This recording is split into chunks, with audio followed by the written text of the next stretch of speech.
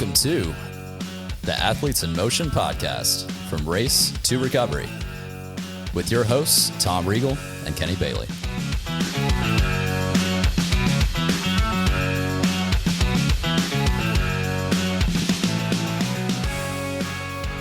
Hey, Tom, how are you? I'm fantastic. Kenny, how are you? I am fantastic. Welcome to the show. We have Dr. Jeffrey Suppinger. Welcome. To be a family practice. Yes. All right. Family practice. But more importantly, a runner, and a very fast one at that. We hate you for that.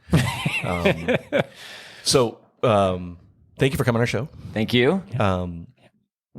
We understand that you just you did Leadville this year, was sort of your bucket list item that you finally did. So you traditionally were a marathon runner, right? Yes. And then you decided, the heck with it, I'm just going to start going 100 miles. I had a friend that said, I had done, yes.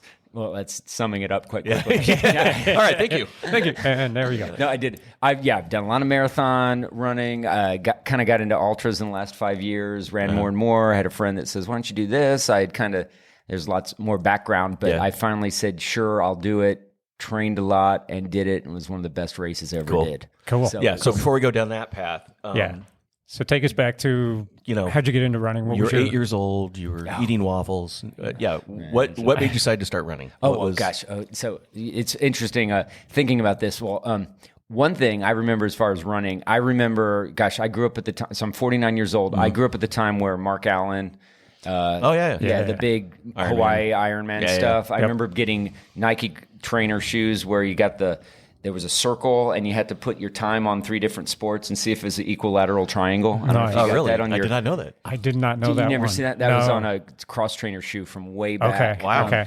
So I remember, I guess first time running, my soccer coach said, "Go, you got to run 2 miles in less than 15 minutes." And I trained and did that easily. And I might have been the second fastest guy on the soccer team, not the second best. Second fastest. But I was second fastest. You take what you can. I take what you can. So did kick for hell. I wasn't very good, but so I did that, and I was always good at endurance sports from the beginning. I was way better at endurance sports, and so did that. Played soccer and other sports, but then, first running. I probably did a few events in college, but then in medical school, I kind of coming off of that, remembering the Ironman triathlons, I did half Ironman. Nice.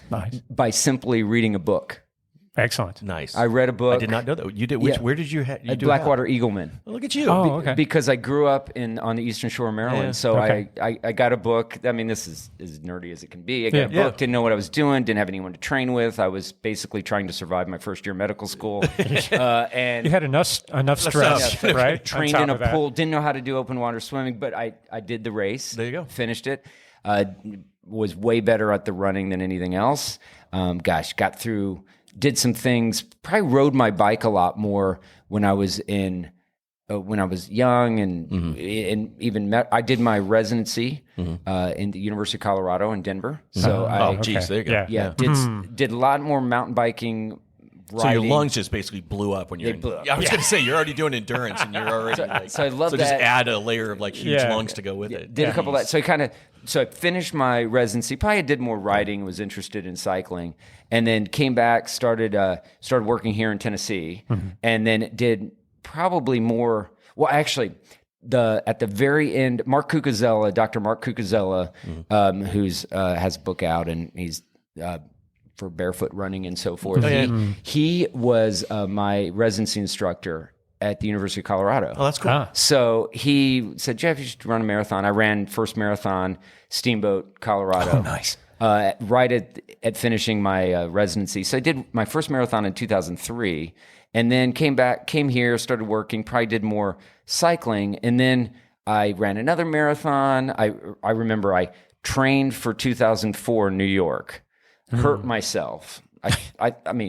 Surprising. That's kind of how it starts. Couldn't run the race, but went out there, and I had a friend that was living in New York City, and what I remember is hanging around the south side of Central Park, and so I'm guessing these guys are like 2:40 finishers. They're pretty fast. There's a person coming through.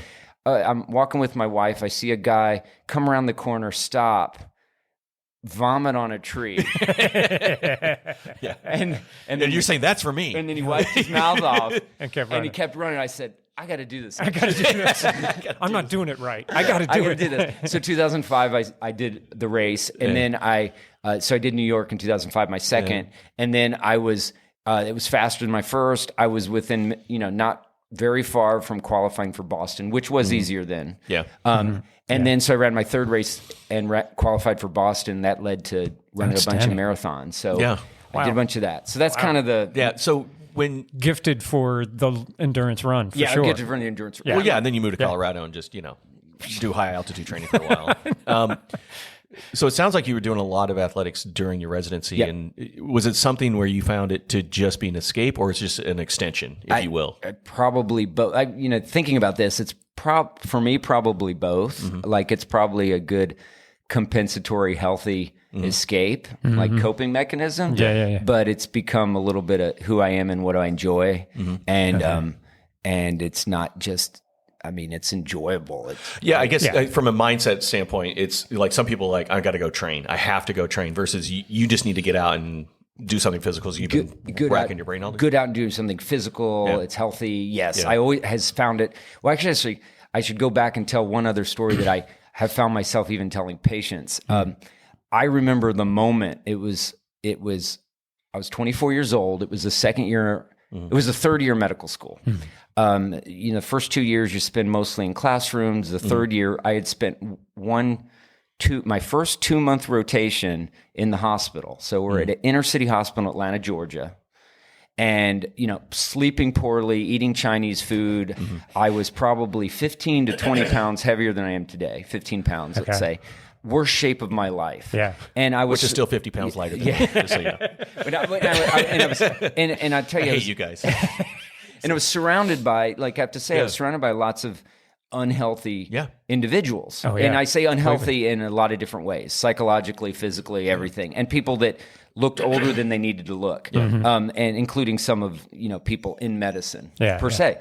I came home from that 2-month rotation exhausted, ran 2 miles in the Highlands in Atlanta. I was exhausted, tired. I was out of shape.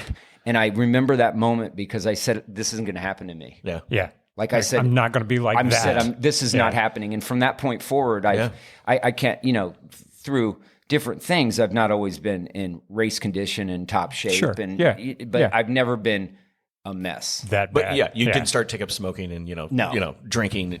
Just other stress release. That's right. Releases, right. Yeah, I said I'm going to eat healthy. I'm going to maintain my weight. And I'm going to stay fit. So that was kind of the beginning of it. And then that was a while ago. And then since I've gone on. And so to answer your question, it's like I just enjoy being active. It's become fun. And then all these now it's adventures. When you talk about ultras and other stuff in Leadville, it's like, well, now you're pushing yourself. That's what I was always found. You're always just pushing yourself just a little bit further. Can I do that? What about that? You have a friend that says, hey, why don't we go do this exciting experiment or whatever? And you're like, oh, okay, I'll try it. That's Why right. not? And when you're younger, I think this is typical. Like at first it was like, okay, I run a little faster. I get into Boston. And then it was a couple races later. I was like, I want to break. I did a time barrier I wanted to break, and then I break 3 hours. I was going to say it. I broke 3 hours, which I was real proud of. It took a couple times. No, that's fantastic. And I failed a few times. Sure. And then later I wanted to see a PR. Well, I think the PR was 10 years ago. I don't think it's coming again. Let's be honest. Well, that's why you start going longer, right? And then we say well, okay, that's my excuse. I'm not that fast, so I'm just going to go a little longer. I think to your point, though, it sounds like, and I think all three of us are the same way. It's just, I need something that slightly scares the shit out of me. Yeah. Right. And to your point, it was running the marathon. Well, I've conquered that. It was Boston. Okay, I've conquered that. Right. It's like, well, that's not going to scare me anymore. Yeah. Because I remember you and I were talking. You were like, and tell me if this is true, because it really pisses me off if it's true. It's like, within 3 minutes of what your time's going to be. Like, I think you were telling me, like, I don't know if I should just push on this run, because I may, I could get under 3, but should I get under 3? And you were like off by 3 or 4 minutes. I'm rather not, finishing or not finishing is number one for me, right? 4 hours would be a dream, but, not being completely, my calf not blowing up in the middle of a race would be awesome. But, within minutes, like that's how kind of in tune you are when it comes to these marathons. Yeah. Right? Yeah. I'd done enough to where that's kind of where I got to.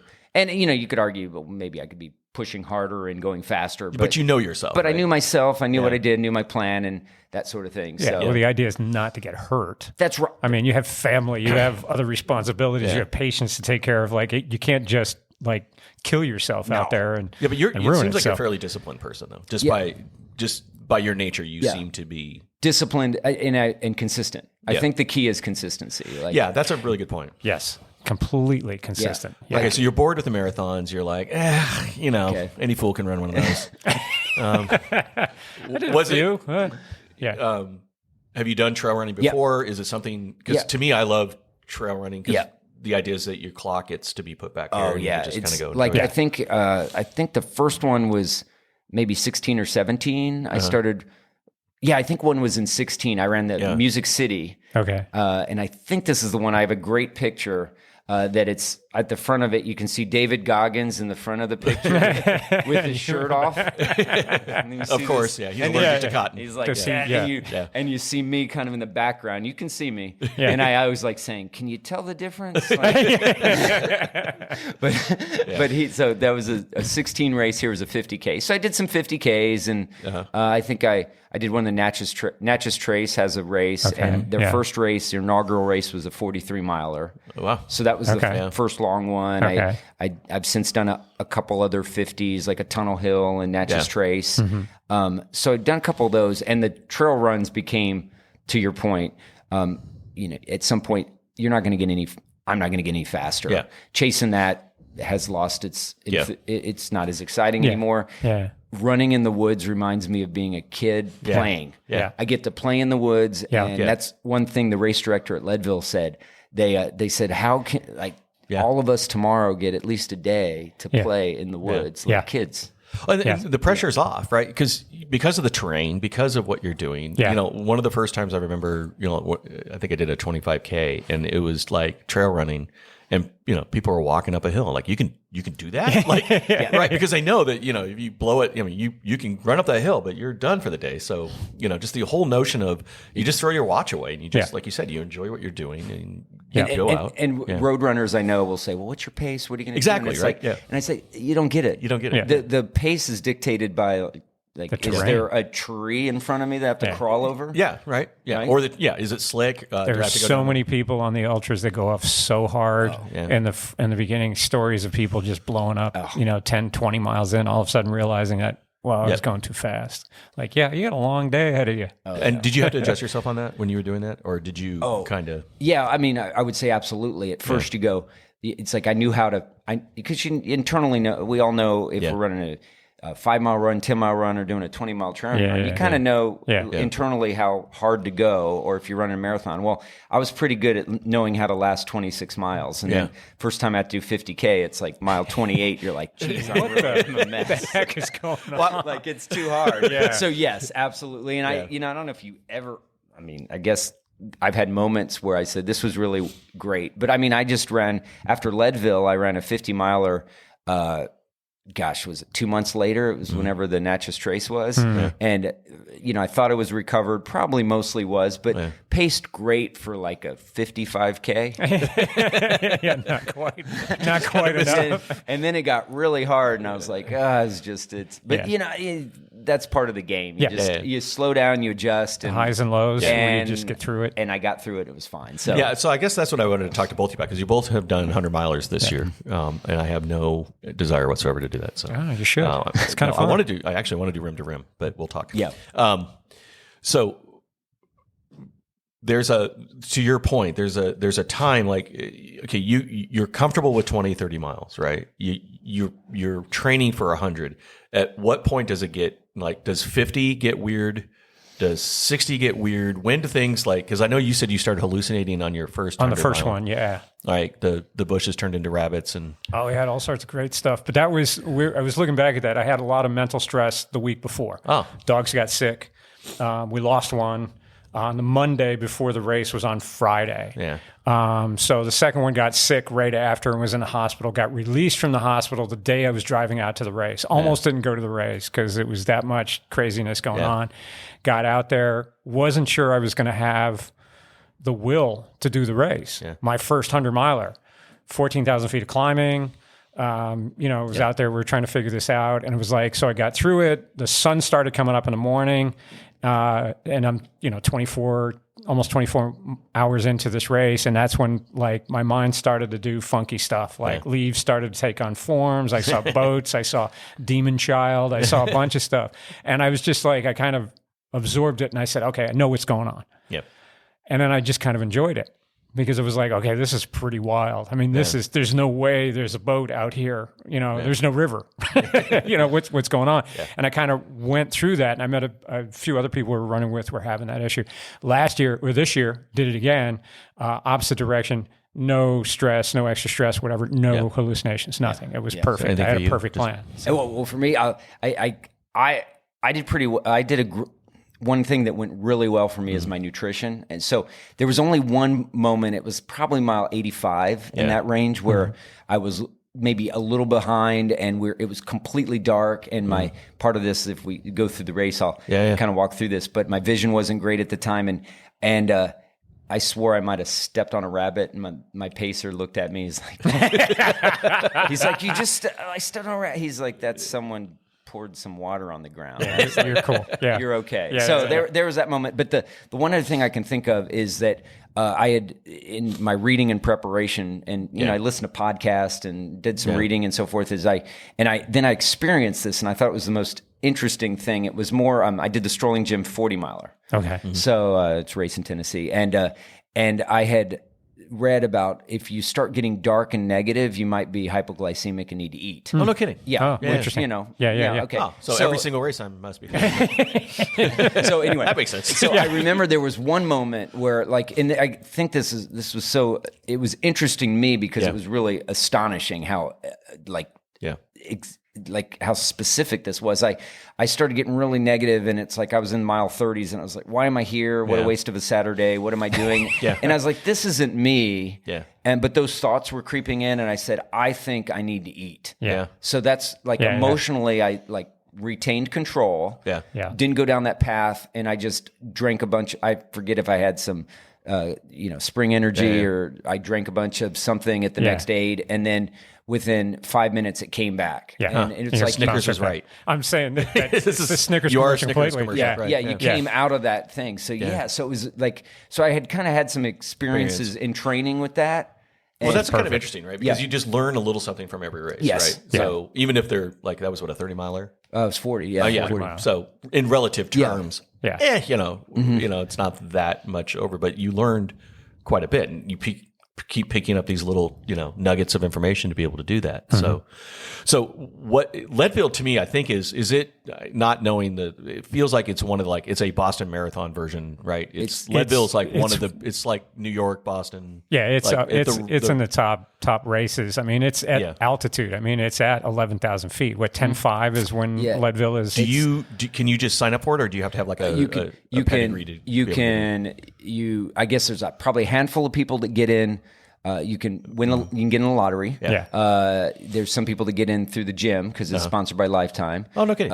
And there's probably a handful of people that get a handful of people that probably get invited because they win or win some other events. But generally, Goggins will get in because he's Goggins. Because he'll helicopter in, and jump out of a plane, and wrestle a bear, and then start. Yeah. But I think there's a lot of part of the reason the low finisher rate is because there's a lot of first timers. Yeah. And I think this year the finisher rate was like 44%. And part of it's first timers, where a lot of some of the other big 100 milers require previous, you have to get in lotteries with previous entries or qualifiers. Yeah, you have to have some qualifying races to get you into that. But it was the 40th year this year. Oh, no kidding. That's which is that's amazing. Yeah, which is a while. So I think Western States coming up is going to be 50th year. Yeah. But as far Western as States is the granddaddy, and Leadville's right behind it. Yeah. So like these are, we're neither for of us. For the U.S. races, Hard Rock, you've got Western States definitely up there. Leadville is way up in that. Yeah. So, and they have the whole Leadman series, so you can do the half iron or the half marathon. What is it, a 50 miler? They're 50 miler a marathon. They have a 100 mile mountain bike. Yeah.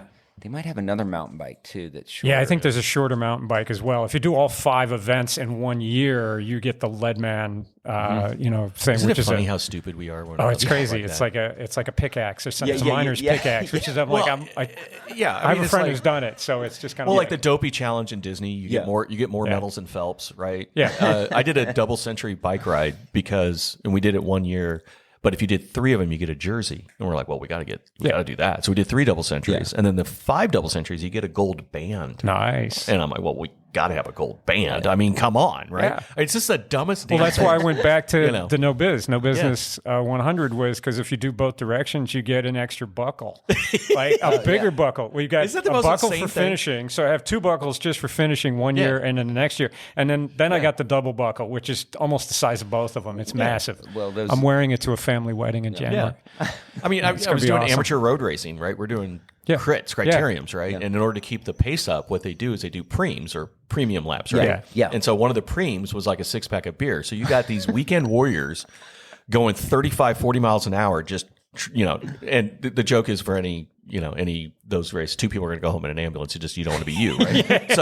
So you're doing a preem, you're going like crazy. You've trained like hell to get a 6-pack of beer. It's like the most insane thing we do just for. Was there a race? I got a buckle. It was a race that gave out a sleeve of Oreos. Yeah. I can't remember what it was. You got a sleeve of Oreos. But isn't that funny? But the people that know when they see the buckle, it's sort of like, right? So when you get done with Leadville and they see that, they're like, oh, you're not messing around. Well, that's what kept me. That was my. That's the draw. That's my my number 1 goal was to finish. Yeah. And my second goal was to get the bigger buckle. Yeah, absolutely. And I take it you under a certain time you get a bigger buckle. You get a bigger buckle. Oh wow. Yeah, like Norseman, you get the black T-shirt or the white T-shirt, right? If you do, that's funny. So how did you get in? Did you get in through lottery? Okay, I got in through the gym. Okay.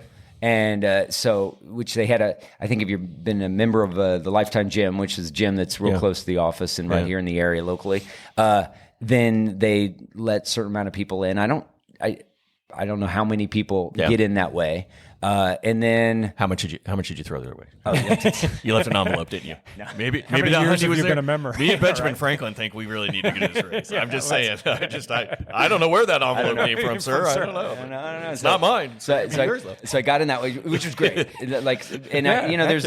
There was a window and anyway, so how many months did you want to? Was it between sign up and training? It was the sign up. I think it was around the New Year. It was around January. And the race is when? And the race is August. It was I think August 19th this year. So you started January training. Yeah. Well, I was thinking about it, and one thing again, prep. When you speak, when I think about prepping for this, the prep has probably been everything I've ever done.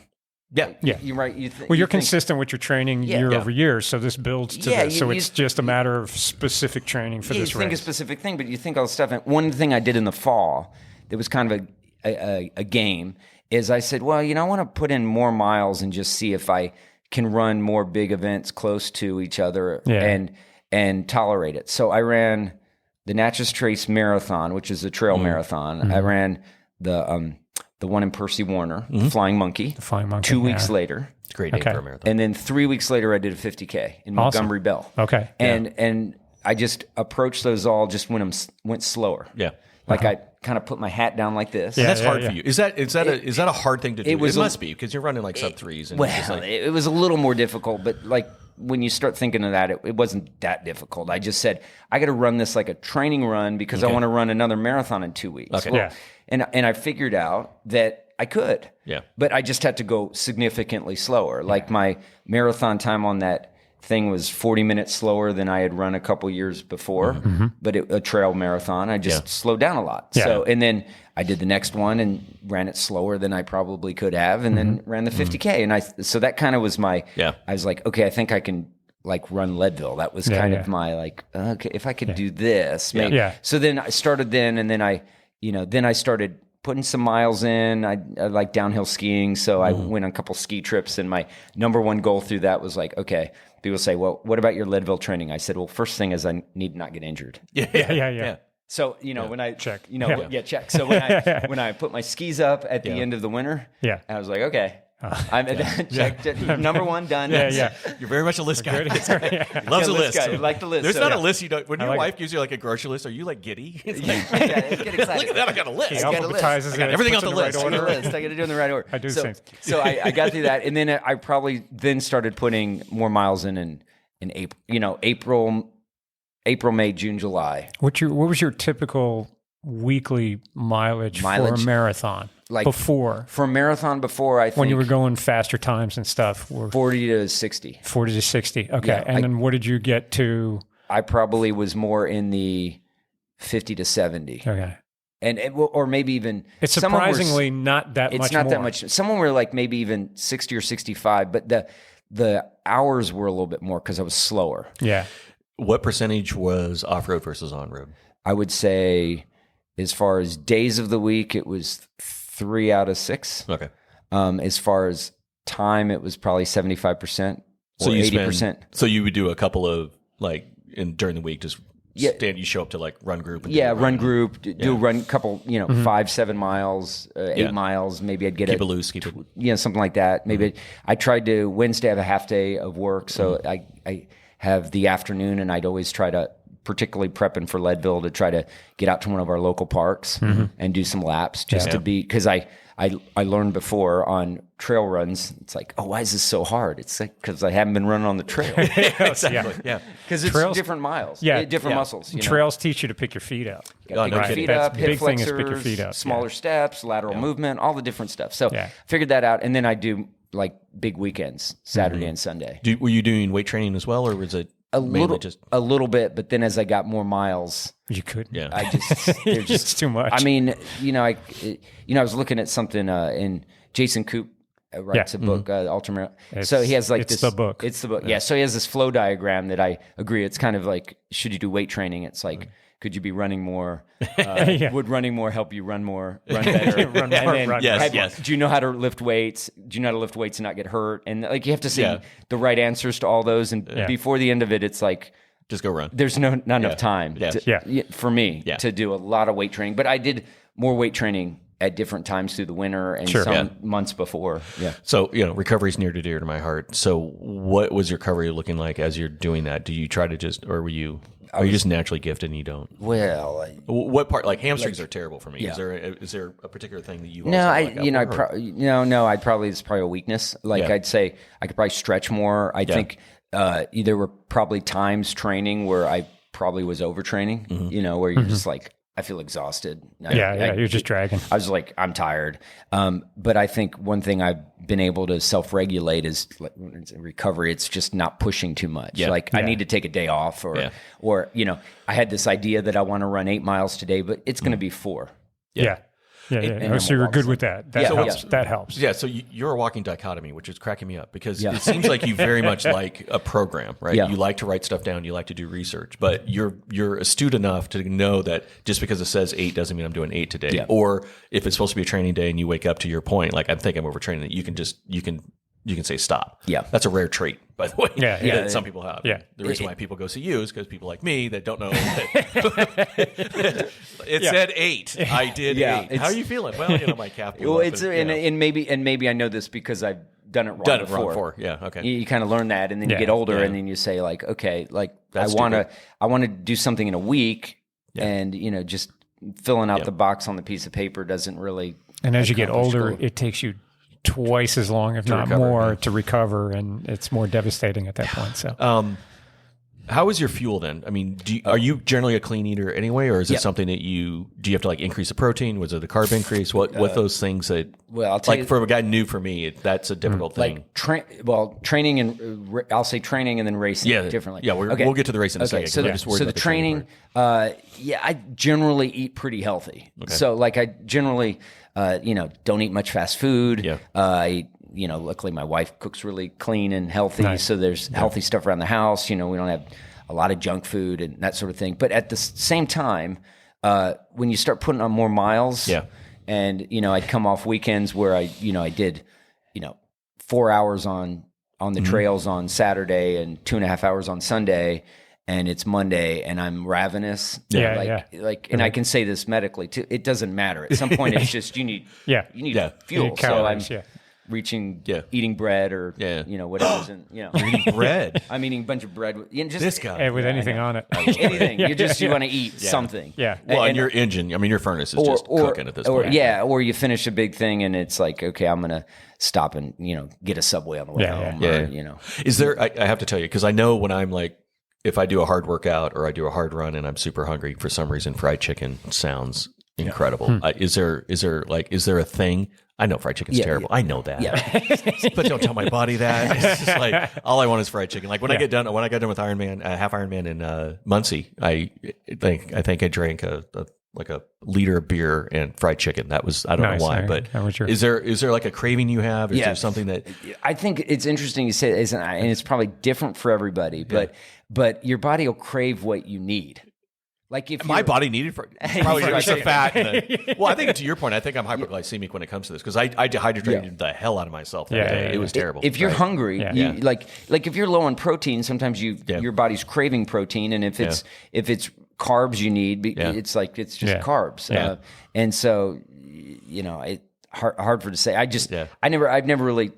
I've been very lucky with nutrition in the sense I can digest just about anything. Lucky. I know I'm lucky. And that's, something that's probably an attribute that helps with the 100-mile run. Oh, absolutely. Totally. If you have to put things in a pie graph and say, what do you need to be successful? Yeah. If you have a gut that is pretty resilient, you'll do okay. Yeah, that's a huge asset. Yeah. Which you can't, that's just I hear there's back and forth and people say you can train your gut to do that, to be that way. And I was like, I think there's a certain amount of that, but there's a certain amount of inflammation. If your body gets inflamed, certain people have different responses to that. And you can train it a little bit. You can get used to eating on the run.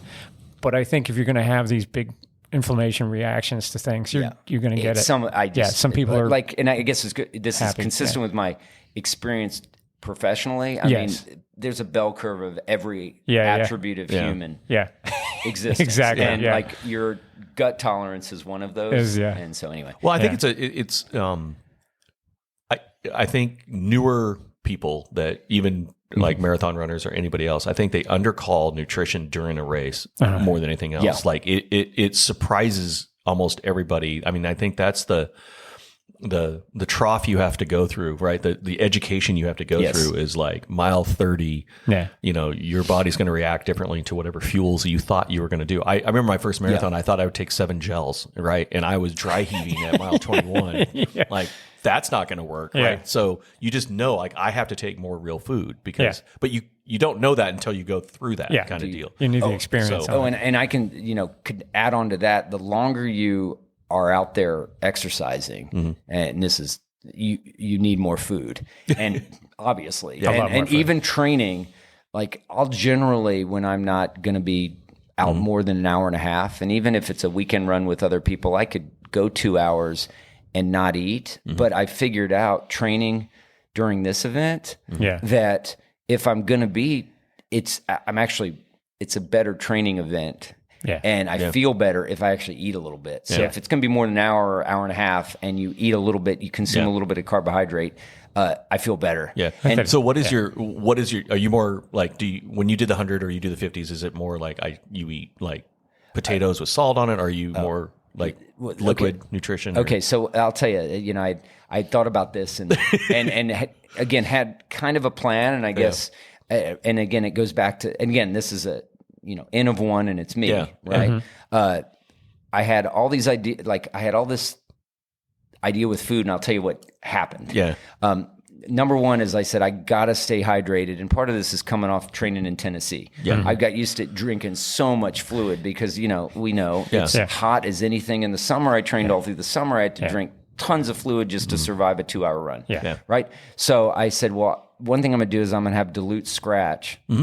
Like whenever I'm drinking, I'm going to have dilute scratch. So I consumed a lot of scratch energy, which was added up to a lot of calories. And sometimes it would maybe be, if I had a liter of that, I mixed it at it'd be 160 calories of that. Okay. Just about right. So I was doing that at least every hour and sometimes a little bit more. So I was getting a lot of liquid energy, which is great, which again worked great for me. I never had any GI issues from it. Yeah. And then I packed Spring Energy, which I like and tolerate. Yeah. And I had a bunch of that. Now, I had also packed rice and potatoes and like a whole bunch of other stuff. Yeah. As it worked out, for most of the race, I was just doing Spring Energy gel and doing scratch. Huh. And then it got like a couple times, if I go, there's different points on this, but there was one point I got a little bit behind. It was like before mile 50. Yeah. And then when I got to the aid station, I had Coke and ginger ale, and they had some, I think they had some potatoes and some other stuff. I just, you basically just throw it in your gut. These aid stations at these ultras are amazing. They're amazing. It's a buffet of just the most amazing foods, and it's great. It was great. They had, and gosh, there was some fantastic stuff. Now I'm forgetting what it was, but it was anyway. Hope Pass has a fantastic aid station too, which is pretty cool. But so I did that, and then when I got back to my, mile 62 of that race, that's when you have some pacers. Yeah. Okay. You can have pacers starting at 62 on that race. Cool. And through the rest of it, I just consumed a little bit more, but I had all this solid food, like Fig Newtons and all. Yeah. And for whatever reason, and I think, like, my assumption is I wasn't behind in salt. I wasn't craving salt. Yeah. So my assumption is I had done a good enough job of supplementing that with all my energy drinks that I got there, and it's like I thought I'd want all this solid food, but I just wanted, by the end, I wanted Coke. Yeah. Yeah. Isn't that funny? Yeah. Because I understand, once you open up that Pandora's box, you got it, because you're throwing caffeine. Oh, I was like, Coke was like liquid that gold. Sugar and it's like, I was like, I remember being on Hope Pass. Do you guys have Coke? And they're like, no, we have. I'm like, okay, that's great. Thanks. Anyway. Well, you're not my favorite aid station anymore. Oh yeah, I mean, like, so when the sun goes down at Ironman, right, is when they get the broth. Yeah, the broth out. And so I lived off of Coke and broth. I'm like, and I'm running with people like, we get chicken broth. We get chicken broth. Yeah. And it's like, I think it's super exciting. Awesome. Chicken broth. So chicken broth Coke. Yeah. And it's just, I don't know what it is. Yeah. So my experience was could be salt, right? that you don't know. Like, I had all these ideas. Yeah. And then when it came down to it, I did stay on top of it, so it was okay. But I didn't. It's an interesting thing you say about sodium, though, because I never really thought about that. Because you always think about calories, but not necessarily about sodium, because that could be it, right? You start getting hungry, all of a sudden you're sodium deficient. And that helps with absorption too, right? Yeah. So here's a good story. What happened? I did a 100K in Alabama in the heat of the night in August as my training race, my B race leading up to it. So it's 4 25K loops. I get out there. It's hot. We're sweating like crazy. I've got a good plan set up. I had done it the year before. I get through the first 25K. I feel good. I'm right on pace, right where I need to be. I'm eating what I need to be, everything. I get out there for the second loop. Before I get to the first aid station, there was 3 aid stations, so every 5 miles, essentially, I start to feel like crap. I mean, like, I'm bonking at this point, but I've been eating and going through stuff. But I realized, looking back at it now, that they didn't have electrolyte mix like they used to at the aid stations. They had Tailwind, which was great because I love Tailwind, but there was no electrolytes. So I barely made it that second loop. And I was like, if I don't feel good, I'm out. Like, and I don't ever want to drop out of a race. I mean, you get lows and stuff. So I come through. I had started taking in salt. I tried to grab everything that I possibly could. I found somebody at the aid station who had salt tabs, so I got those. So I had a bunch of those. So I'm doing this as I get back. I get back where my wife was helping me at the aid station, and I get this BOA stuff that's this hydrolyzed salt, essentially. So I take that with me. I take a few dabs of that, more salt tabs. I'm just chomping the salt at this point because I'm not thinking about it, because this usually kicks me out of it. So now I start to feel good. So I head back out there again. My third loop, I'm killing it. I'm right on pace. Everything's great. And I just keep going with the salt. I figure I'm good. The fourth loop I get out there, before I get to that first aid station, I'm an Oompa Loompa. I'm purple. I'm so swollen. I can't run. You did too much. I went way over to the opposite direction. A little bit is good. And it's like, and it was just, I wasn't paying attention. And I think it was the stuff that I was spraying in, because I was just like, it's like a breath mint at this point. And so I'm going along, and it's still dark because we start at 6 p.m. and coming through in the morning. And I'm like, I can't flex my hands. I'm like this. As the sun is coming up, my arms are purple and my legs are purple. I was just a big Oompa Loompa. And I was like, oh no, now what do I do?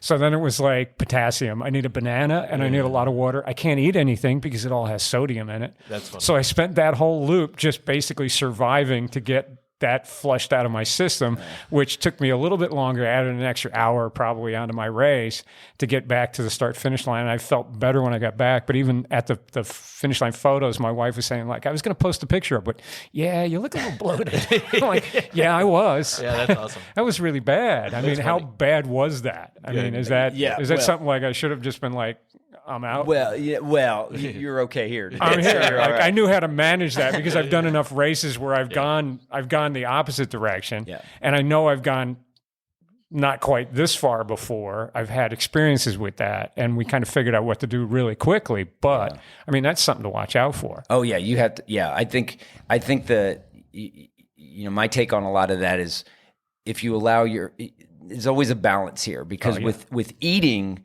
You have to, for an ultra event like this, you have to be ahead of the game. Yeah. You have to eat early and often. You have to eat early and often. You have to be ahead of it. From a hydration standpoint, some of that needs to be thirst driven, I think. Yeah. Like if you can, it can be dangerous if you overconsume free water, and then you can kill yourself that way. Yeah. And then the same with salt too, like this habitual. So I looking back, I think it's from my own experience, the fact that I came in and I didn't want the potatoes with salt and the potato chips. That said you didn't need it. I didn't need it. Yeah. Like that's what it was. But when I saw that Coke there that looked like cocaine. I want that. Like I wanted that. Yeah. So I remember that. Caffeine so and much. sugar, man. It was it's a beautiful combination. It was the best. So Yeah. So Leadville's at elevation. You're in Tennessee, which is not. Yeah. How does one train for that? Well, what I did. Well, first of all, there's an element, and I'm answering this partly from my experience and partly from my medical knowledge and physiology. Is part of it is. You're never going to be, unless you were out there for 6 weeks and trained, you're not going to be as good as you could be if you were local. Sure. Like, so if the three of us were, training an Olympic team and this was an event, we'd say we need our athletes out there 6 weeks before and we need them training in Denver and you coming didn't up do the that. mountains. I didn't do that. All right. Now, what most of us do is there's two choices.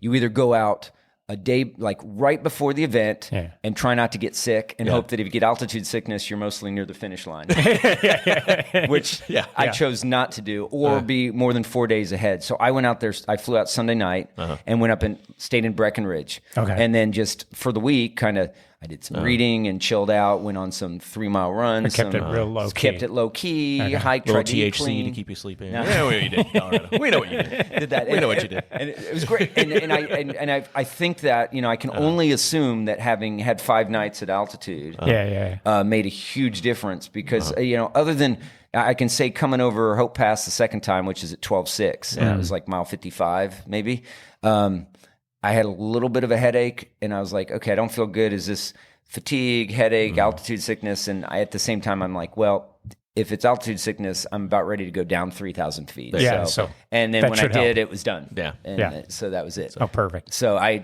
survived the altitude. So that's the answer to that is a week ahead. And I think if I had to give advice to someone, I'd say if you can do that, that's huge. Yeah.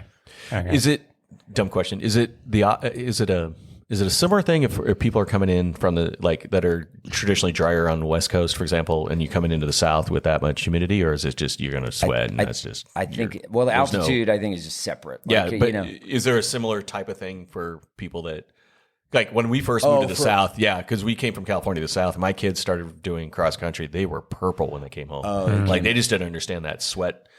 Sweat. I just didn't know if it's 4 days ahead or not. Well, what I understand about heat training. So let me kind of talk about this. Is so from a standpoint, humidity training is what I'm thinking. Yeah, humidity. The difference with if you're, let's say you're used to exercising in Scottsdale, Arizona in the heat versus Tennessee. Well, in Arizona, you're not going to be soaking wet. Correct. But you're maybe sweating just as much or more. Yeah, it just dries. Well, that's the tricky thing about that's Arizona. the tricky part. It dries off, so you don't realize it, and it reminds and so the difference here is you're soaking wet, sweating. So I think heat training in my mind should be equivalent. Okay, like it's if you're used to sweating. Now, if you're doing like a friend of mine in another prep event for this, my friend.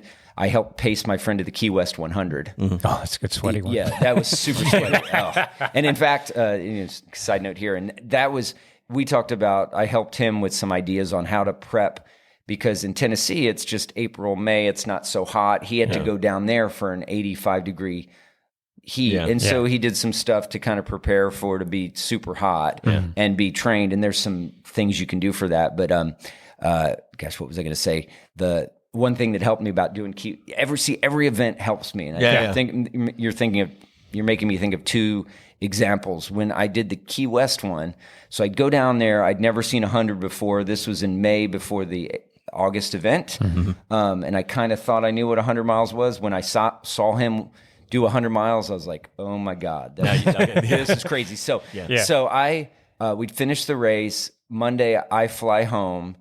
He's there with his buddy. They're still hanging out at a pool on Tuesday. They look on Strava. I ran 14 miles. They said, Jeff's scared. And they texted me, and I said, actually, you're right. I came back, and I was like, I am freaked out a little bit.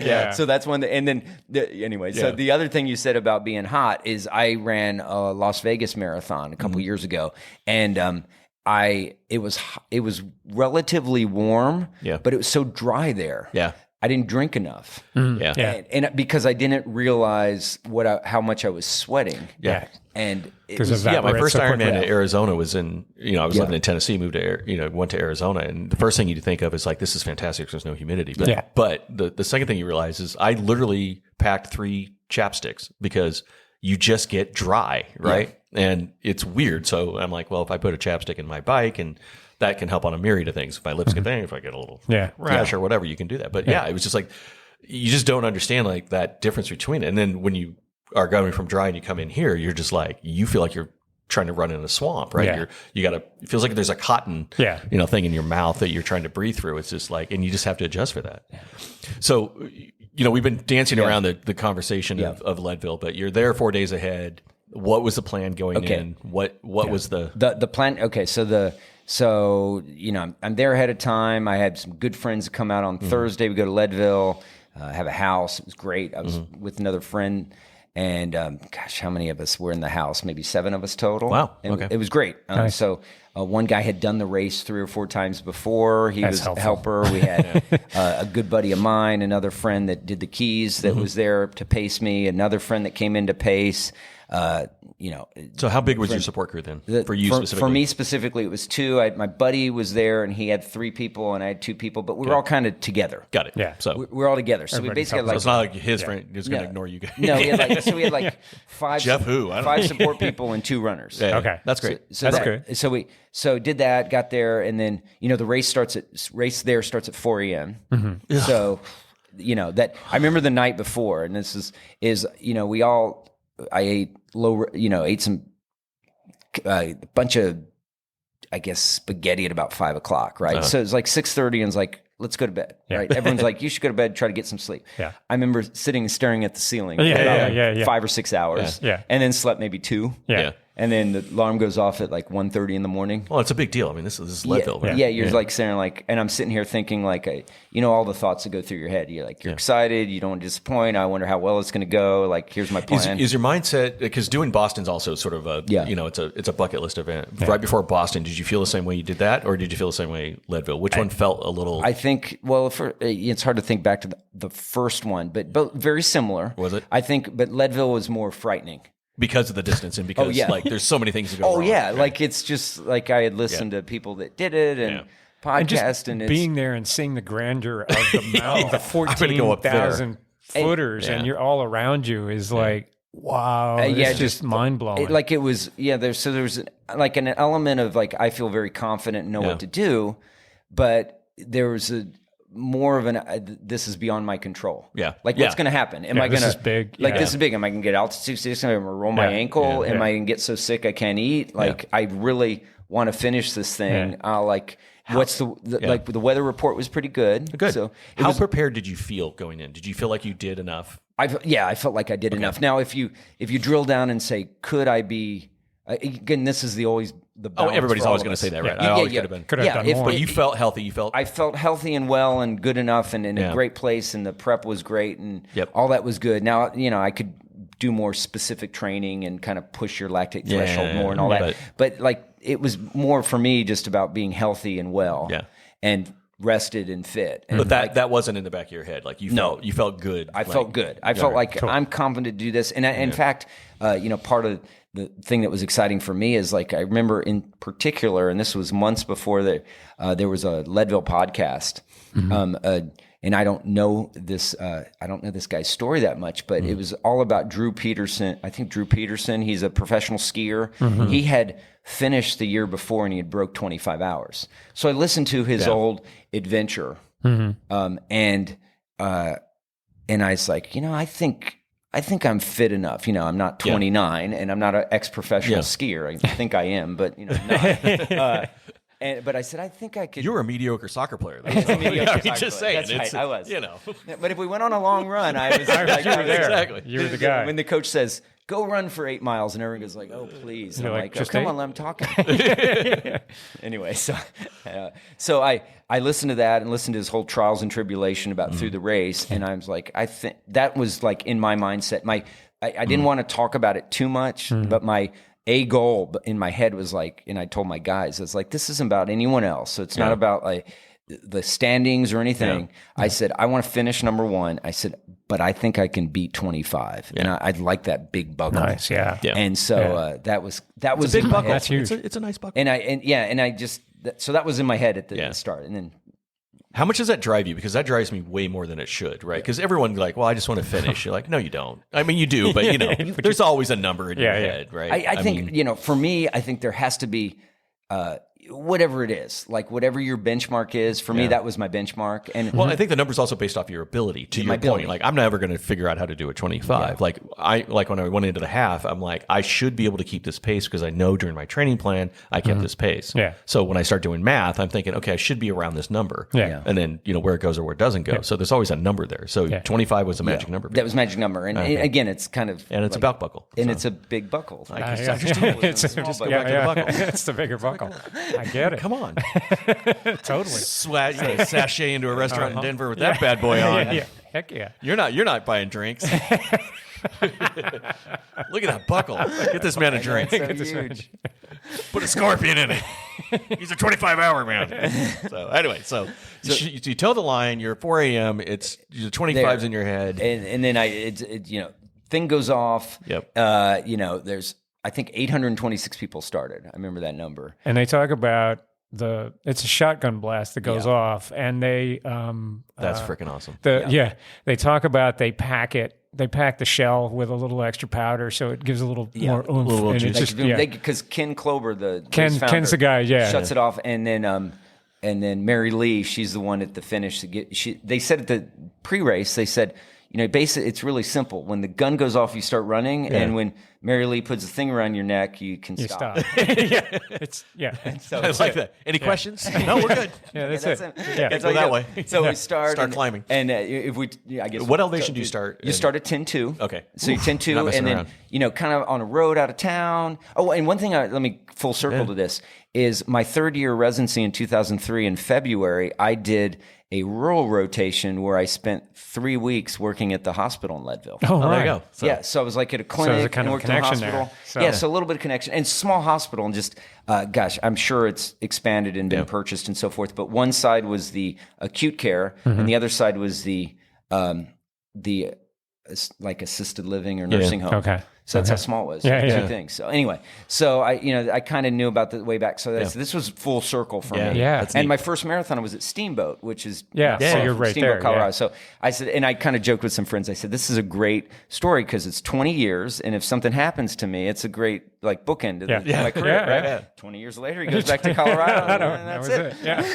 If it goes bad, we just wheel him into the old folks section of the hospital. Acute? No. Yeah, over here. Started off, it had like a couple out, you kind of go out of town, then you're on a dirt log, like kind of a dirt road. You kind of, it's a little bit of down, there were sections that like we were hiking up really steep stuff. Yeah. And I just I tried to go easy and laugh. And I just laughed. I was like, this is we're at mile For sure, 6, in a log jam and of I'm people. like a log jam of people, and I'm hiking up something that's so steep. My heart rate's really high, and I'm like, this is crazy. So then we have to go around Turquoise Lake, like 5-6 miles to maybe the first plane you see your crew is at 12.5. You get around Turquoise Lake. So you get this long section. And what I'd read before is like, just get comfortable. Don't spend time trying to pass people. It's a waste of effort. Yeah. And I did, and it was good. And we chatted with people, and we talked, and that community is really nice, right? Everyone's pulling for each other. they're super friendly. It's fantastic. It was great. Like I saw Dean Karnazes at the expo. Nice. And I said, can I get a picture with you? And he said, I read your book like 10 or 15 years ago. And he said, and you still like me? And you're here today? Kinda. Yeah, kind of. But to respect you anyway. How's that? Let's just keep it to that. So that's pretty cool. So got around to the first thing, 12, that's when you start seeing your people, and it was excited. It's a big aid station. Because so for a race like this, every 15 miles you see people. So there, stripped off some stuff, got rid of the headlight, and then had another section, had to go over Sugarloaf Mountain, so 1,000 feet of elevation, was doing this scoot, trying to figure out how to run, walk, and then came around down that. You've heard Power Line is kind of a famous climb. I go down that. It's like 1,800 feet of steep downhill. And then you get to your group at 24 miles, we're Outward Bound, which is the next spot. And I remember coming into there, I saw Sally McRae, Yellow Runner. Yeah. And like, I was like, oh, wow, Sally. Like, I almost stopped to like get a picture, but it was too creepy. Even though in retrospect, I should have stopped. She would have been Sally, fine. I love you. You're so awesome. I said, I'll see her later, but then I didn't see her later. I think she was there pacing someone. So my buddy's there, and it was great because we had, like, since we had 5 people and 2 of us, like, and my buddy was behind me. So there, we kind of all helped each other. They were putting my stuff and getting me taken care of. And then off. Nice flex there, by the way. What? And my buddy's behind me. Just so you know. Just so you know. Well, we were, he's back there. We weren't we weren't together. So anyway, so you're on pace for your 25. And I really wasn't. Yeah, and I had looked at my pace thing, and they said, Jeff, you're fine. I had found a pace thing, and I was like, I wasn't really looking at it much, but then when I came in, I looked at it. I'm like, okay, I'm pleasant surprise. Pleasant surprise. You're I'm feeling happy. good. And mostly it was like I was completely at that point, and I can say I was completely, and I can't remember the numbers now, but I had done like, I need to consume 3 500 milliliter things of scratch. I need to do this many spring energies. I need to come in with this many calories, because I was kind of figuring 250 an hour for me.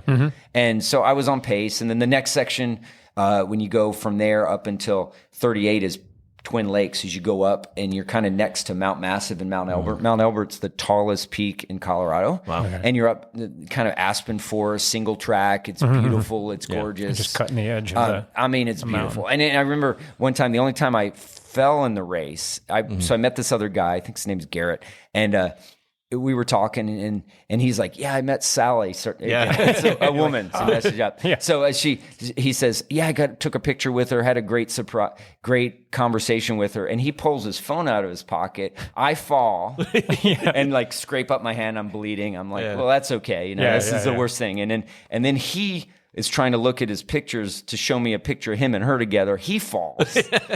And I said, Sally. I said, I think, maybe we'll save this for the end of the race. I said, I don't think we should look at the phone while we're at mile 35 of this race. So anyway, came into Twin Lakes and with my guys, and the whole group was there. It was exciting. They said, Jeff, you're doing great. I said, I feel wonderful. Good. And one thing I say I learned that I had never experienced with is, for that race, there's periods where you're running flat, hiking uphill, running downhill. And I recognized by this point in the race, I was running a lot of flats and uphill. And then I started running downhill into Twin Lakes, because you kind of come up from maybe 1,000 feet and go down to 9,200 maybe. And I was looking for my muscles. I said, I can't wait to hike uphill. Because at Twin Lakes, you had to run across a meadow for a couple miles and then do 3,500 feet up to go over. You're one of the few people that say that, by the way. I know. It sounds counterintuitive, but it is counterintuitive, but it's because it was more muscular. Yeah. It was like You just need to activate the other muscles. I need to activate other muscles, because once I started hiking, I was like, this is comfortable. It doesn't hurt as much because I'd been running so much up to that point. Downhill. So, I got good news. It was a little warmer than average, but coming from Tennessee, and hike and train in summer, it wasn't hot by any means. Maybe it'd be nicer. But the good thing is there were no storms. Yeah. So when I came into mile 38, I was like, do I need my rain jacket and my rain stuff and all this? And they said, Jeff, no rain. And you packed for all of that. Yeah, I had all this stuff. Is there I don't, both of you on this one. I think socks for you is a big deal. Are socks a big? Is there certain? That's what I was going to talk about. Your feet. What'd you do for foot care? For foot care, what I did is I lubed them up, had good socks, good shoes, and then when I got back at mile 62, I stripped that off, and they wiped off my feet, re-lubed them, new socks, and a different pair of shoes. Okay. Yeah. So I switched. So you've got an out. This is an out and back. Yeah. And there's no water crossings. There was a water crossing. There was one. There was a water crossing. So I left at Twin Lakes. Okay. Where I left. Okay. Crossed some water. Yep. Short stream. So I got wet. Yeah. Hiked up the hill, and then I got wet again. And then when I came back into Twin Lakes 2, which is the second time there, that's when I did my change. That's perfect. I was wet, and I was like, this is a great time. And I ran the first half with Saucony Peregrine 12s. And maybe I was working on some blisters on the inside of my feet. I switched to Nike Zagamas. And I think that's unusual. Yeah. I switched. Those are softer shoes, and I knew I'd be walking more in the last portion. Yeah. And it was a great deal to switch shoes. Yeah. Because it wasn't rubbing. Yeah. And I've never, because usually it's just like the same shoe, right? Yeah. Or a dryer. That's interesting. I switched shoes the first time I did it. I had to switch shoes because my ankles were getting beat up. My ankles. But was it a completely swelling. different shoe? It was an older model of the same shoe. Yeah, but it was like a completely different shoe. I've never heard. I had to at that point. Yep. For this last race, I had the same shoe. I switched shoes once after a whole section of water crossings in the beginning. Interesting. I switched shoes, but it was just the same model. And for me, this was planned. But in retrospect, switching the shoes changed all the pressure points, and I had no problems. Yeah. So anyway, it's cool. Yeah, so that was That's kind a good of idea, like there was a lot of things that went well, and that was one. So I go up this thing, and one I can think of two. Like there were two moments in that race that were really difficult in like the mental stuff. And I was going up, I was halfway up Hope Pass the first time. I got a trapezius spasm so bad that I couldn't use my pole on my left side. Okay. And I had, again, thank you, Drew Peterson, who was the skier. He said one of the mindset things he said is you always have to believe it's going to get better. Yeah. So I said, okay, what do I do? Okay, so I just left my left arm hanging. Let it relax. Hiked the rest of the hike uphill with my right. Yeah. And I told myself, well, by the time I climb up, go down, and ascend this again from the other side, which is going to be hours from now, it's going to be better. Yeah. And whether it was true or not, that's what I told myself. And it was. Yeah. And so that worked. And then, cover the pass. It was come down.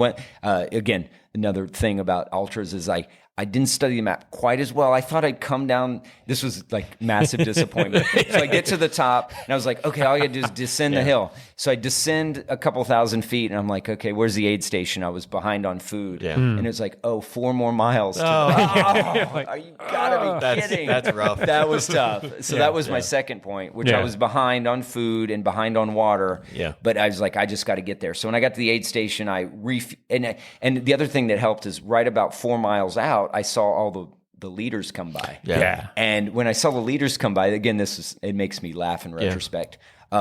One guy was walking with his hands on his knees. Yeah. Another guy was like spraying himself in the stream, and I'm like, okay, these guys are hurting. Yeah. And everybody hurts. Yeah. And I'm like, these are the ones they did 17 hours, and so they weren't skipping up this hill. They were. So got there, turned around, came up Hope Pass the second time, which is so like soul crushing. It is so hard, to go up. The backside of Hope Pass is super steep. It's, I was maybe 2 miles an hour or something like that. And I was doing lugging up. I was doing as well as I could. Yeah. It came down the bottom, had this moment where I said, okay, this is the last moment before I'm running with friends. Started running with friends. I came in, so my buddy was having a harder time. So this is where having the right guys there. It was the best group of guys. Yeah. They said, Jeff, I had one guy that was going to pace me the last 38. I think he figured out that running in altitude wasn't his aptitude.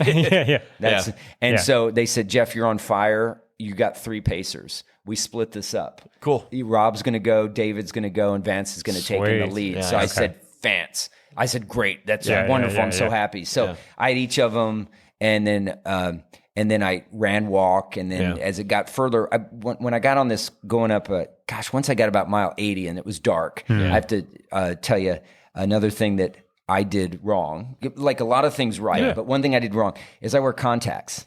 And right about, this is 10 p.m., midnight, they were so dusty. Oh, yeah, I guess. I could not, like it was fine hiking uphill. Yeah. But once I came over Sugarloaf Pass, it's like maybe mile 85. And I was like, this is great. We got a forest road, 3% downhill. I can make up some time. Started trying to run. I could not see the contour of the dirt. Oh, geez. And so I Were you wearing a headlamp or did you I was have wearing a a waist headlamp. lamp? I had a headlamp. Okay. But it was the contacts. So when I got to the final aid thing, I spent about 4 minutes, and gosh, it was the most painful thing. To try to sweaty pull them hands. out. Yeah. I took some out and put a new one in. I had one good contact. So you run with it.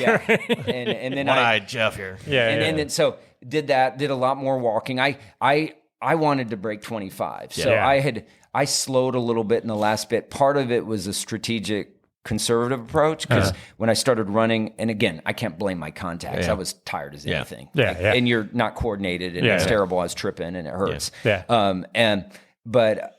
So I slowed down. I just kept telling my guys, I'm like, am I on pace? And they're like, Jeff, you're on pace. It's okay. Just keep walking this pace. I was walking pretty quick.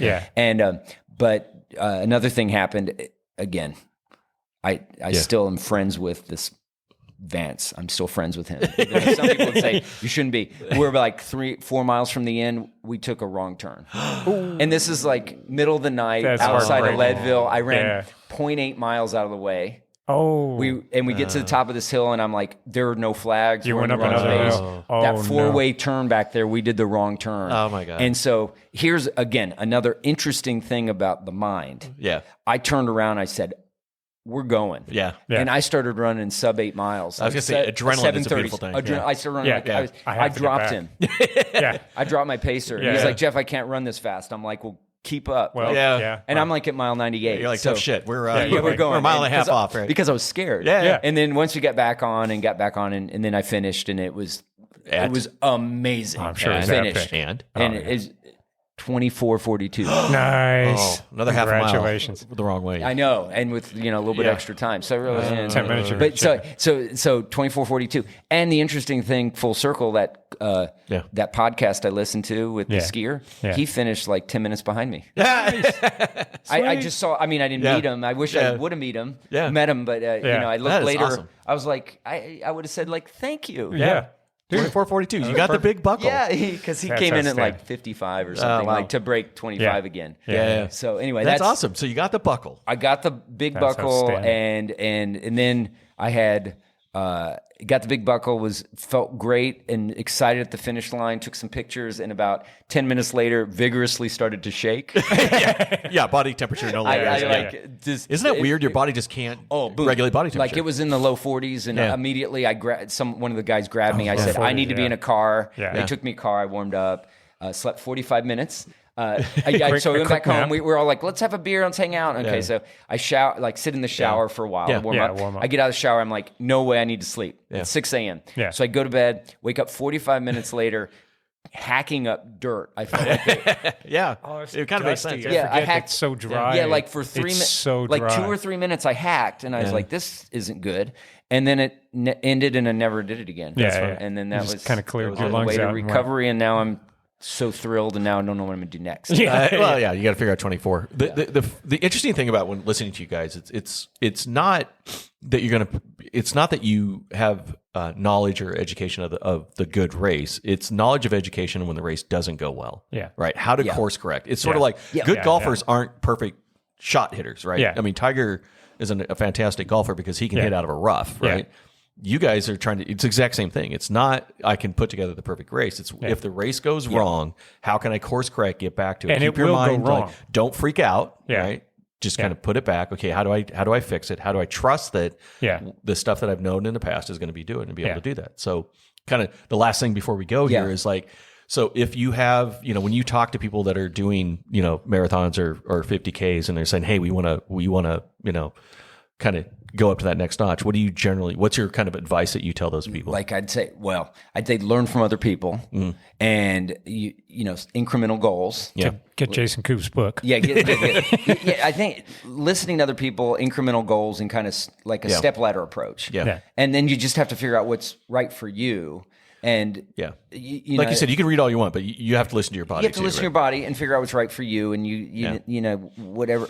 And like it helped me for me that I'd done like several 50Ks and made some mistakes. I think that lead up of, we call them B races, right? B and C races, I think, are highly critical, that you can test all sorts of clothing, nutrition. You want things to go wrong in a 50K. That's right. Yeah, those are the ones Learn that the you're mistakes okay on those. with, right? Yeah. Have it go wrong, DNF it, whatever. Just figure out, test things out. And you got to go slow, and it's just got to be patient. Yeah. And I think, like, for me, kind of the exciting thing is the idea of you have to be positive, and you have to control your emotions. Yeah. And like, I think of moments in there where it's like, okay, I hurt. Now, if I'd gone down a spiral of negativity, I could have given up. Yeah. Easily. Easily. Yeah. But you have to believe that. Yeah. And then just adjust. You know, I could have had a very different response to my vision. Yeah. I said, well, no, I'm just going to go slower. Yeah. Because I can still walk fast with my poles. You're still moving. I'm still moving. Yeah. And it's a little frustrating, but gosh, there's worse things to have happen. Oh, yeah. There you go. Yeah. So anyway, That's great. So thank you so much. I mean, this is great. Congratulations. Thank you. I love that race. That's We'll have to one I'd post the love to do buckle, sometime. too, at the end of this. Oh yeah, we need a picture of the buckle. we'll We need need to we post need the that for sure to put up. See, on there. if I had it here, I couldn't sit down. Yeah, that's how big the buckle is. Why is he sitting like Yeah, that? it's like, well, I got the buckle on. You know, we'll get the belt and just there you go. wear it across like the Wrestlers, wrestlers type No, it's thing. fun. But Well, thank you guys because Yeah. having anyone that'll listen to me talk about this is pretty exciting. it's hard to find people to do that, I right? know. My Like, wife just rolls her eyes. Just I like, know. okay, here he goes They all again. left. I'm just talking myself. Another cool thing is like, hey, man. Look at the time. Yeah. Cool. Thank you so much. Congratulations again. Everyone, thanks for listening and checking in and watching us on the YouTube channel. Keep the comments and questions coming, and give us the 5 stars and thumbs up. That helps the algorithms and helps everybody find us. We've been getting a good bump up recently, so we appreciate everybody for listening and checking it all in. So until next time, we'll catch you next.